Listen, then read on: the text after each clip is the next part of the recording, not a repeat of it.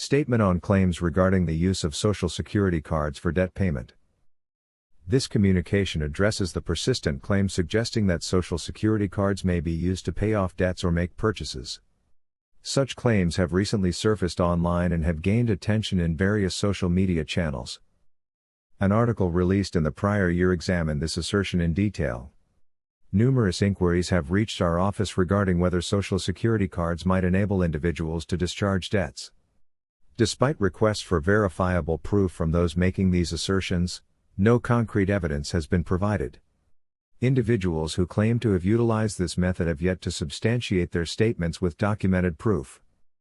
The specific claim posits that a Social Security card functions similarly to a credit card, allegedly linked to a Treasury account.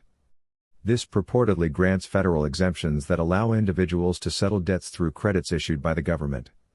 Additionally, this theory implies that such credits can be used for everyday purchases and later discharged through an exemption account, citing statutory references such as 18 U.S.C. Section 8.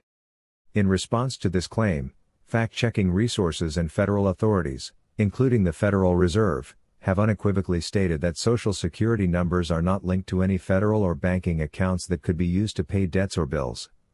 Attempting to use a Social Security number for these purposes may result in significant legal and financial penalties.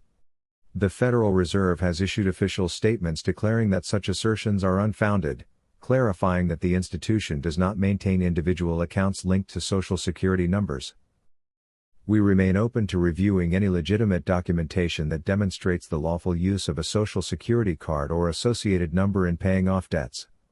If verifiable proof exists, please contact our support team via email with detailed, documented evidence, specifying that no falsified or altered information is used in the demonstration.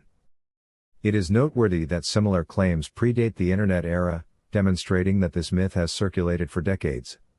The repeated resurgence of this claim underscores the importance of vigilance in distinguishing credible financial advice from misinformation.